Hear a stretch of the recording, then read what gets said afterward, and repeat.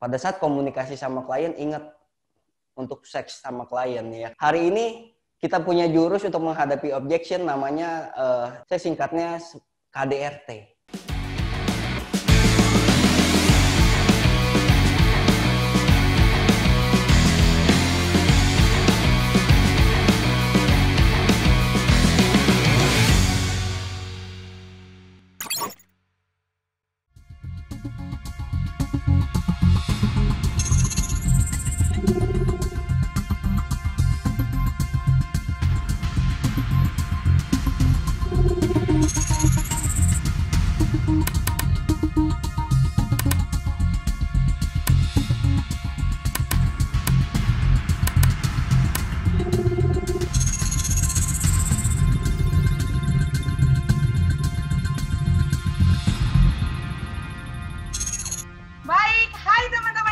Kembali kita bertemu dengan program training yang sangat kita banggakan, yaitu 21 Minute Workout. Dan di minggu keempat ini tidak terasa kita sudah sampai di sesi yang ketiga pada hari ini.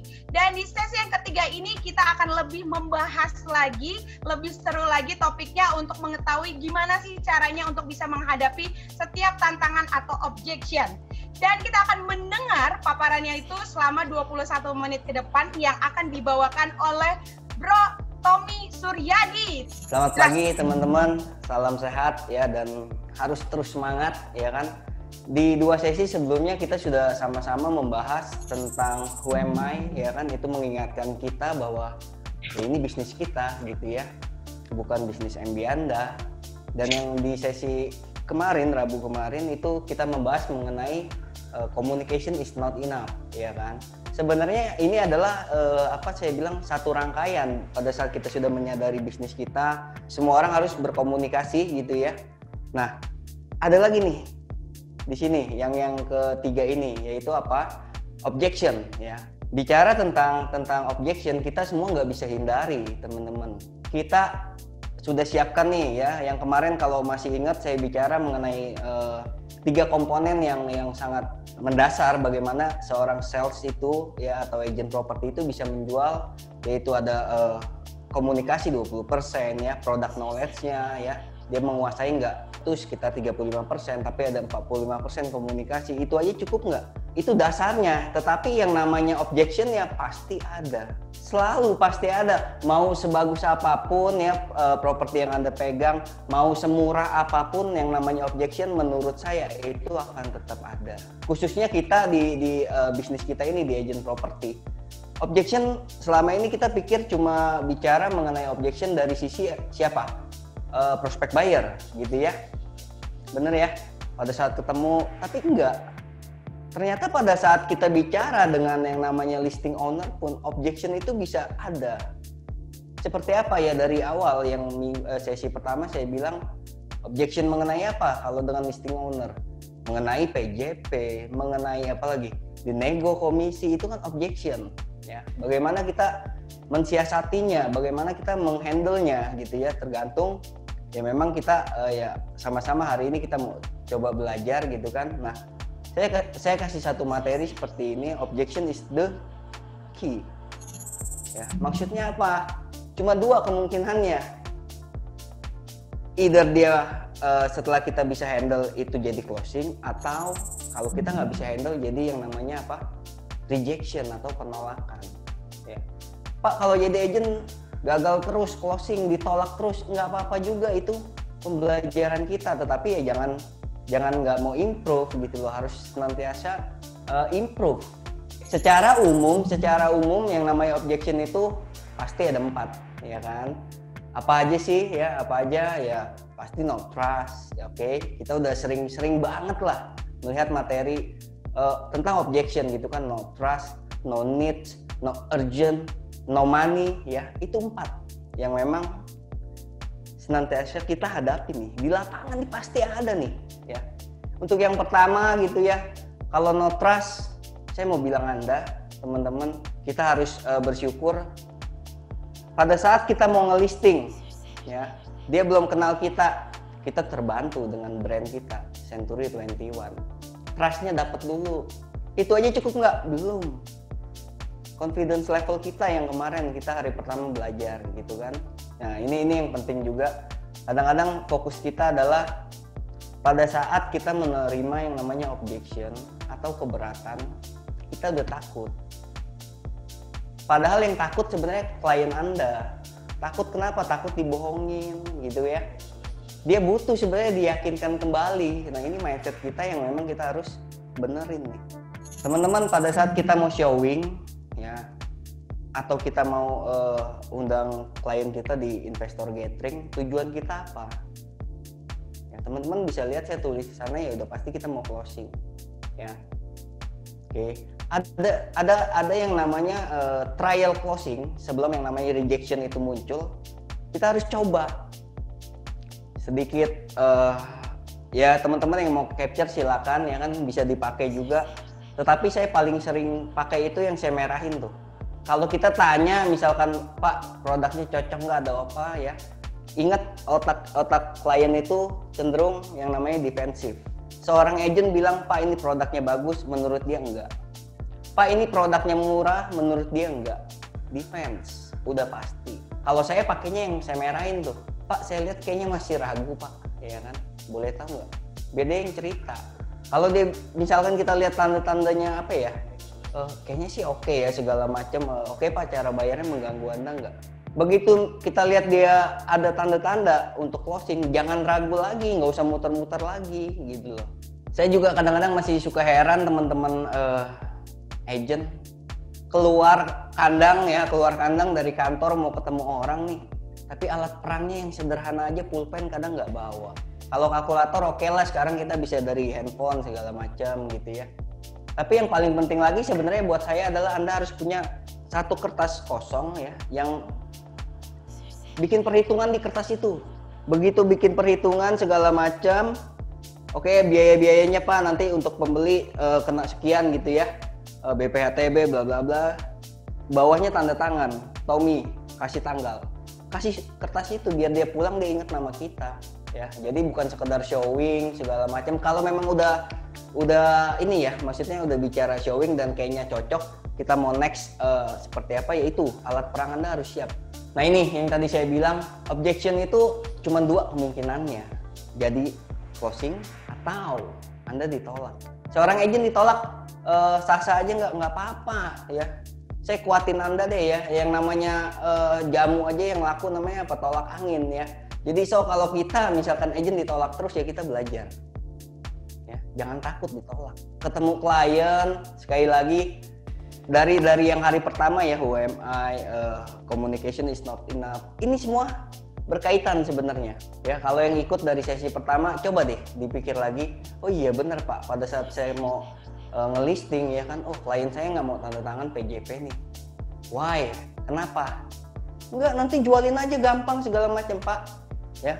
Cara jawabnya harus tepat. Kalau kita, Pak nggak bisa Pak, ini peraturan kantor Pak gini-gini, dia nggak peduli, saya nggak peduli sama kantor Anda gitu kan ya. Masih ingat ya kan, saya sampai senang juga gitu ya, oke di tag di Instagram bahwa pada saat komunikasi sama klien, ingat untuk seks sama klien ya kan, smile ya, empathy gitu ya, terus extraordinary. Hari ini kita punya jurus untuk menghadapi objection, namanya saya singkatnya KDRT ya, bukan kekerasan dalam rumah tangga, bukan ya, tetapi Anda harus apa, know your customer gitu ya. Anda harus punya tahu sisi decision makernya siapa gitu ya. Nah yang paling penting sebenarnya R dan T-nya. Karena ini yang harus kita benar-benar tepat nih, respon Anda harus tepat. Orang nanyanya A, jangan diputerin ke Z, jangan.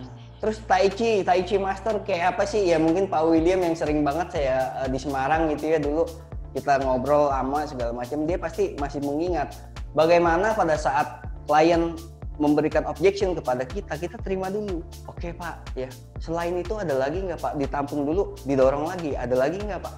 Oh iya gini ya. Ya itu salah satu kiat kita memang untuk mengetahui sebenarnya objection dia apa. Kalau tadi di awal kita bicara no trust, no needs, ya, no urgent, oke, atau apa? No money.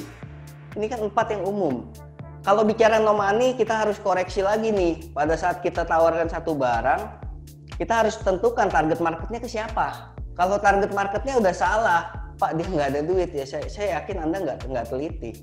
Anda tawarin barang, contoh satu produk yang lagi hit kemarin gitu kan, harganya sekitar 1,3 M segala macam, Anda canvassingnya ke pasar. Bukan berarti orang pasar miskin, enggak gitu ya, tetapi Anda salah. Nggak ada duit Pak, ya salah.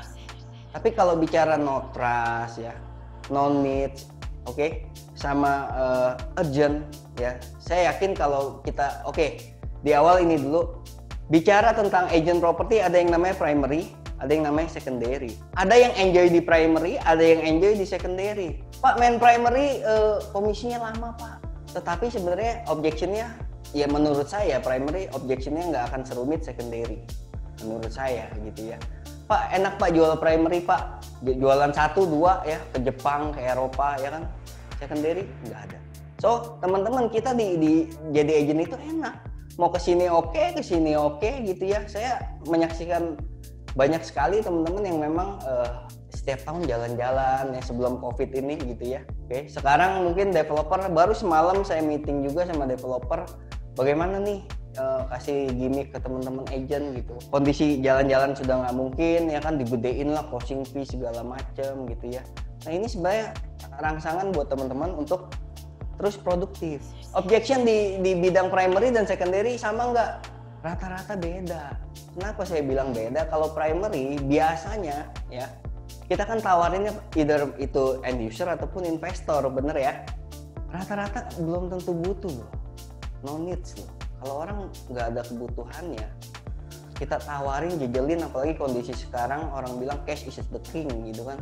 Gue pegang cash aja deh. Tapi dia nggak sadar misalkan properti itu pun sebenarnya satu momentum yang sangat baik di mana harga sedikit koreksi ya kan. Ya ini kan penjelasan kita yang membantu. Nah, ini gambar aja ya. Oke.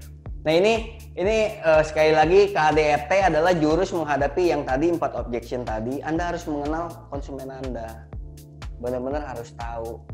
Ya bukan bicara, ya saya sih simpelnya gini, kalau kita main secondary kita tinggal lihat budgetnya dia masuk nggak, gitu ya. Budget dia masuk nggak, terus lingkungannya yang kita sudah kasih showing segala macem, ya cocok nggak. Objectionnya pasti ada gitu kan. Salah satunya apa ya, negosiasi, nego ya kan, harganya gimana gitu ya. Nah ini kemarin kalau teman-teman ingat Pak William dari Semarang tanya, Pak Tommy padahal saya sudah tanamkan satu value loh ya kan, tapi orangnya ini cari harganya yang paling murah, COVID banget harganya ya ini sering terjadi, kita nggak bisa menghindar, nggak apa-apa, kita harus hadapin gitu loh. Hati-hati juga pada saat kita mau negosiasi sama klien ya. Saya cerita sedikit, saya punya temen, kebetulan teman sekolah sekarang hidupnya luar biasa ya, jalan orang beda-beda. Dia berani setelah sekolah nggak kuliah segala macam, dia dagang, sekarang duitnya banyak sekali.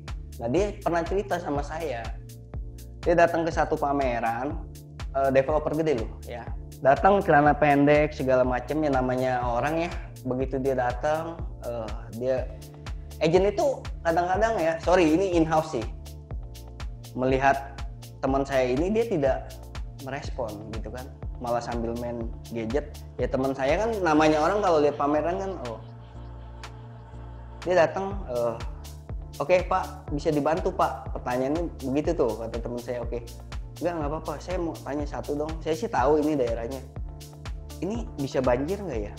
Tahu nggak jawaban in-house-nya apa? Ya, yang menurut saya dia tidak benar-benar meresapi bahwa ini bisnis dia.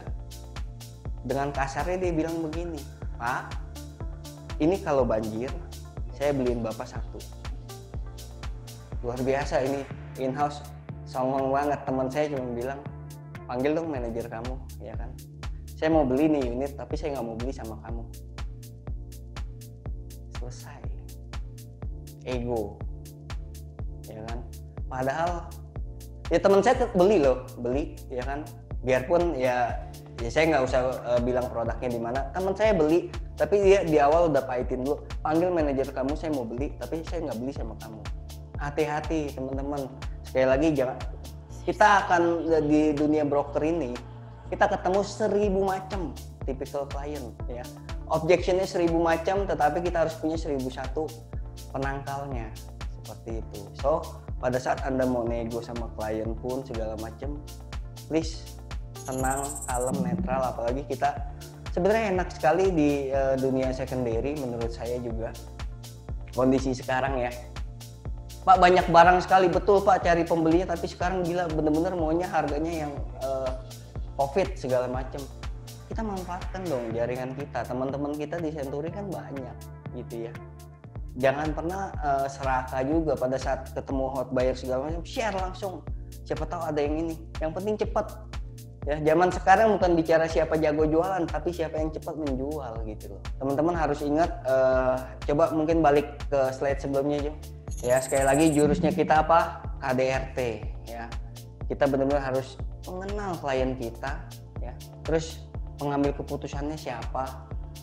Ya, saya sering cerita lah kalau memang di kantor-kantor kalau khususnya main primary gitu ya, menghadapi klien yang di meja nih lagi kita udah tahu ini kayaknya sedikit bisa kita push untuk closing gitu kan. Mainkan emosional orang. Ada suami, ada istri gitu kan. Pak, biasa beli pakai nama ibu ya. Istrinya pasti senyum. Bapaknya cemberut tapi bisa nolak nggak? Enggak. Mainin insting kita gitu. Natural aja, itu akan berjalan kalau kita sudah terbiasa ya ketemu klien. Tanyanya tentang banjir ya harus menjawab tentang banjir. Pak, saya nggak percaya sama kamu Pak, kamu mah agent ngomong enak aja nggak banjir ini itu. Setuju Pak. Bapak nggak harus percaya sama saya gitu kan. Semua agent pasti akan ya sama Pak jawabannya, tetapi Bapak bisa cek di situ kan ada mungkin Indomaret, Alfamart, Bapak bisa tanya karyawannya. Kalau memang wilayah sini banjir parah ya menurut saya mereka nggak akan lama Pak stay di situ gitu loh. Barang mereka bisa hancur, bener nggak? Saya nggak apa-apa Bapak nggak percaya sama saya ya. Memang saya menjelaskan apa sesuai faktanya gitu.